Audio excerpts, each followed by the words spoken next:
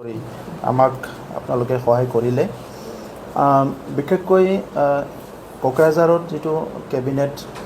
বৈঠক অসম চৰকাৰৰ লৈছে ইটোৰ কাৰণে আমি অসম চৰকাৰক ধন্যবাদ জনাওঁ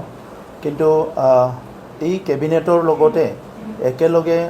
কিছুমান প্ৰগ্ৰাম মুখ্যমন্ত্ৰী ডাঙৰীয়া আৰু কৰিছে এই প্ৰগ্ৰামবিলাকৰ বহুত তাৎপৰ্য আছে মূল কথাটো হৈছে কি দীঘলীয়া এটা বড় সংগ্ৰাম নিজৰ পৰিচয় অস্তিত্ব ৰক্ষাৰ কাৰণে হৈ গ'ল তাত বহুতখিনি ঘাত প্ৰতিঘাত সংঘাত হৈ গ'ল আৰু ইয়াৰ পিছত পুনৰ নিৰ্মাণৰ এটা সময় আহিছে এইখিনি সময়ত মুখ্যমন্ত্ৰী ডাঙৰীয়াই স্বয়ং আহি আমাৰ দতমাত থুলুংগাপুৰীত যি নেতাজনে বড় জনগোষ্ঠীক প্ৰতিষ্ঠা কৰাৰ কাৰণে লগতে সকলো পিছপৰা জনগোষ্ঠীসকলক নিজৰ অধিকাৰ সাব্যস্ত কৰি ভাৰতৰ নাগৰিক হিচাপে জীয়াই থকাৰ কাৰণে নিজৰ কাম কৰাত নিজৰ সংগ্ৰাম কৰাক যি নেতাজনে সাহস দিছিলে বড়োভাউ উপেন্দ্ৰনাথ ব্ৰহ্ম তেখেতৰ বাৰিয়েল গ্ৰাউণ্ডত আহি পেলাই যি শ্ৰদ্ধাঞ্জলি জনালে এইটোত আমি সকলো আমি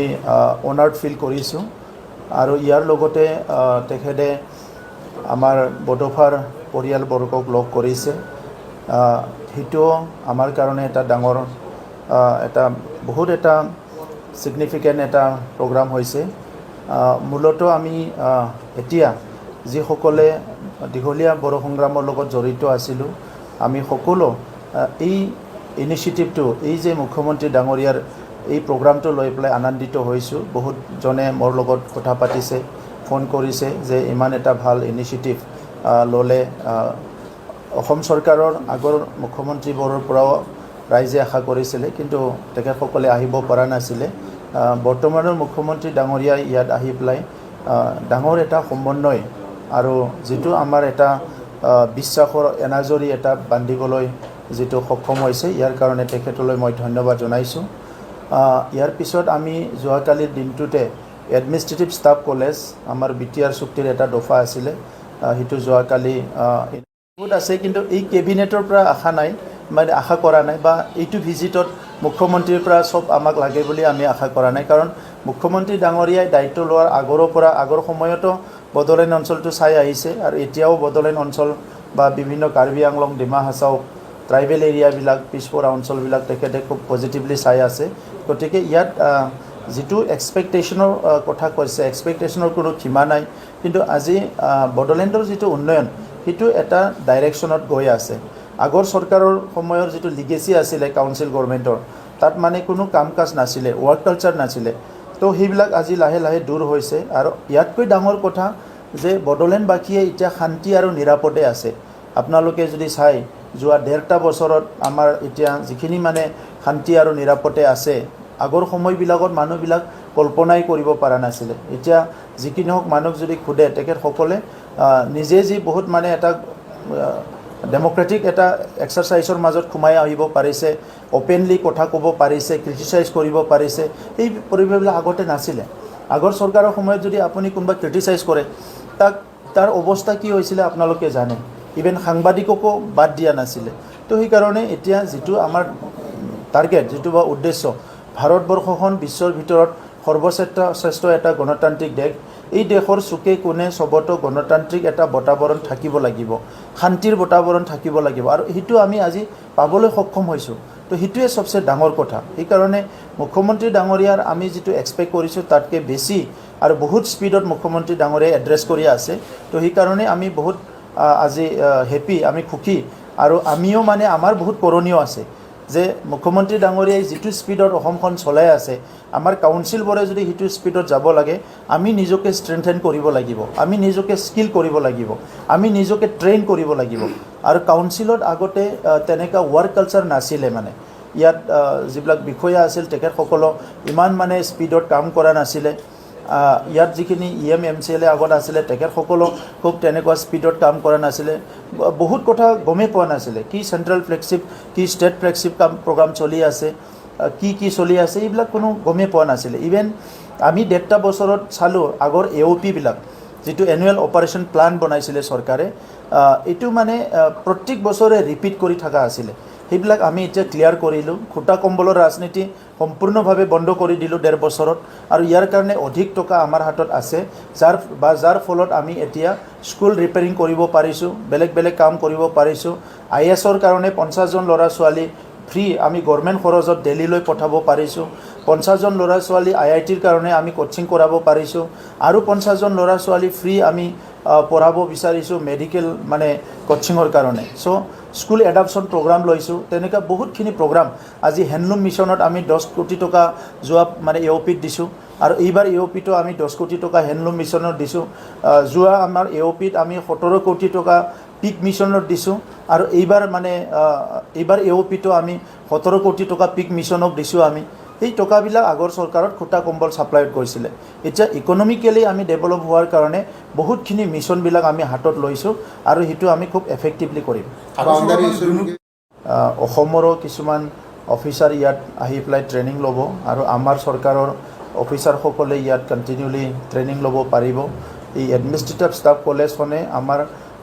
এডমিনিষ্ট্ৰেট কৰাত আমাৰ যিখিনি গভৰ্ণমেণ্ট চলোৱাত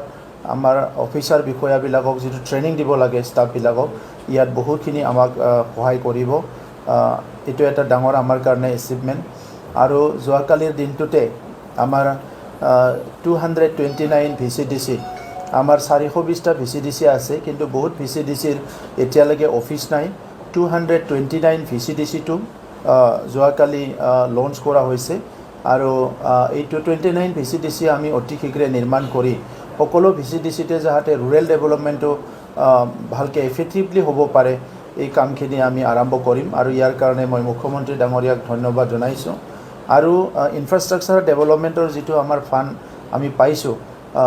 অসম চৰকাৰৰ পৰা সেই ইনফ্ৰাষ্ট্ৰাকচাৰ ডেভেলপমেণ্ট ফাণ্ডৰ থ্ৰুৱেদি আমি সকলৰ কাৰণে এটা টাৱাৰ য'ত সকলো থাকিব পাৰিব আৰু MCLA সকলৰ কাৰণে এটা টাৱাৰ য'ত MCLA সকলৰ কাৰণে যোৱা 17 বছৰ 18 বছৰ এই আগৰ চৰকাৰৰ সময়ত মানে ইয়াত থাকাৰ কোনো সুবিধা বনাই দিয়া নাছিলে তো আমি সেইটো নিৰ্মাণ কৰিবলৈ গৈ আছোঁ ইয়াৰো যোৱাকালি অপেনিং প্ৰগ্ৰামটো আমাৰ মুখ্যমন্ত্ৰী ডাঙৰীয়াই কৰিছে আৰু কেবিনেটটো আপোনালোকে ইতিমধ্যে প্ৰচাৰ কৰিলে এই কেবিনেটত আমাৰ বহুতখিনি লাভ হৈছে বুলি ক'ব লাগিব আমাৰ যোৱাবাৰ আমি গুডউইল প্ৰজেক্টৰ ৰাস্তা নিৰ্মাণৰ কাৰণে যিখিনি ফাণ্ড পাইছিলোঁ এইবাৰো মুখ্যমন্ত্ৰী ডাঙৰীয়াই CM গুডউইল ফাণ্ড বুলি পেলাই আমাক পুনৰ সেম এমাউণ্ট মানে 500 কৰোৰৰ ৰাস্তা নিৰ্মাণৰ কাৰণে ইয়াত ঘোষণা কৰি থৈ গৈছে আৰু ইয়াৰ লগতে বড়ো ভাষা বা বড়ো মিডিয়ামৰ কাৰণে বহুতখিনি ভাল এটা ডেভেলপমেণ্ট যোৱাকালিৰ দিনত 10খন কলেজ ইতিমধ্যে কেবিনেটে অনুমোদন দিছে প্ৰভিন্সিয়েলাইজ কৰাৰ কাৰণে আৰু ইয়াৰ লগতে যিখিনি ইয়াত আমাৰ লেকচাৰাৰ এপইণ্টমেণ্ট হ'ব সেইবিলাক আমাৰ বড়ো মিডিয়ামৰ শিক্ষক নিযুক্তি হ'ব এইটো ৰষ্টাৰৰ আউটাৰ পৰা বাহিৰত ৰাখি পেলাই এইটো এটা সুবিধা কৰি দিয়াৰ কাৰণে মুখ্যমন্ত্ৰী ডাঙৰীয়াই যোৱাকালি আমাৰ লগত আলোচনা হোৱাত এইখিনি কথা ঘোষণা কৰিছে আৰু যিটো আমাৰ 11-12 বড়ো মিডিয়ামত এইটো আপগ্ৰেড হ'ব আমাৰ এইটো দীৰ্ঘদিন বড়ো সাহিত্য সভাৰ এটা দাবী আছিল বড়ো এপছুৰ এটা দাবী আছিলে এইখিনি আমাৰ কাৰণে বহুত ডাঙৰ এটা achievement student day Bodofa Upendranath ব্ৰহ্মৰ যিটো জন্মদিন সেইটো আমি বহুত বছৰ স্কিম আছে এই ৱাটাৰ স্কিমে পানী দিবলৈ পৰা নাই তেনেকুৱা কিমান স্কিম চাব আপুনি খুটা কম্বলটো আপুনি যদি কয় যে মই চেষ্টা কৰিম মানে কেইদিনমান পিছত আপোনালোকক সব প্ৰভাইড কৰিম কাৰণ ডাটা আমাৰ ৰেডি হৈ গৈছে এজন ঠিকাদাৰে 100 কোটিতকৈ বেছি আঁঠুৱা কম্বল ছাপ্লাইৰ বিল পাব লগা আছে কুল মিলাই প্ৰায় 300-400 কোটি টকাৰ কমসে কম 300 কোটি টকাৰ আঁঠুৱা ছাতি আপোনাৰ কম্বল তেনেকুৱা স্প্ৰে মেচিন তেনেকুৱা ছাপ্লাইৰ পইচা বিল দিব লগা আছে সো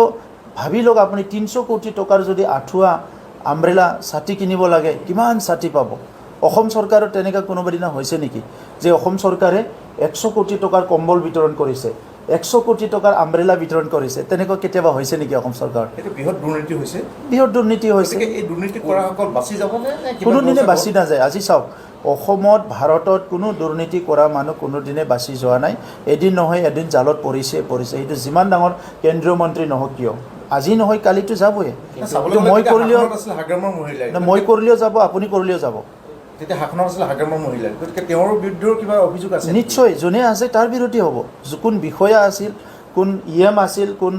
চিফ আছিল, ডেপুটি চিফ আছিল, ইয়াৰ লগত কথা নাই। দুৰ্নীতি যোনে কৰিছে সি পৰিব জালত। ৰাজনৈতিকভাৱে দেখা যায় জেলত গ'ল, কানিমুই জেলত গ'ল, সুৰেশ কালমাটি জেলত গ'ল, নৰসিংহ ৰাওৰ নিচিনা মানুহ জেলত গ'ল, চিদাম্বৰমৰ নিচিনা মানুহ জেলত গ'ল। ইহঁতেতো অফিচাৰ নাছিলতো। BTC তেনেকুৱা কিবা এটা হ'বলৈ গৈ আছে নেকি? চাওক, গভৰ্ণমেণ্টটো এইকাৰণে সলনি হৈছে কি ইয়াত পৰিৱৰ্তন লাগে। আমি পৰিৱৰ্তন কৰিবলৈ আহিছোঁ। এতিয়া বহুতে ইনচাল্ট কৰিছে, কিবা এটা ঘটনা হ'লে এইটোৱে পৰিৱৰ্তন। আচল পৰিৱৰ্তনটো কৰিবলৈ আমি গৈ আছোঁ, কিন্তু ইয়াৰ কাৰণে আমি প্ৰিপাৰেশ্যন কৰিছোঁ। চব বস্তু আমি ৰেডি কৰিছোঁ, আমি এটা ষ্টাডি কৰিছোঁ। কাৰণ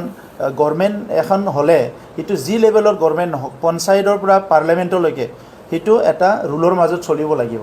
আৰু BTCত তেনেকুৱা কোনো ৰুলে নাছিলে, ৰুলৰ মাজত একো চলাই নাই। কিমান ডাঙৰ স্কিমবিলাক মানে তেখেতসকলে অনলাইন টেণ্ডাৰ কৰা নাই। মানে বহুত বস্তু আছে তেনেকুৱা, কোনো ৰেটবিলাক মানে কোনো এটা কমিটিৰ দ্বাৰা ৰেট এপ্ৰুভ কৰা নাই। তেনেকুৱা বহুত বস্তু আছে আমাৰ হাতত এতিয়া। এইবিলাকক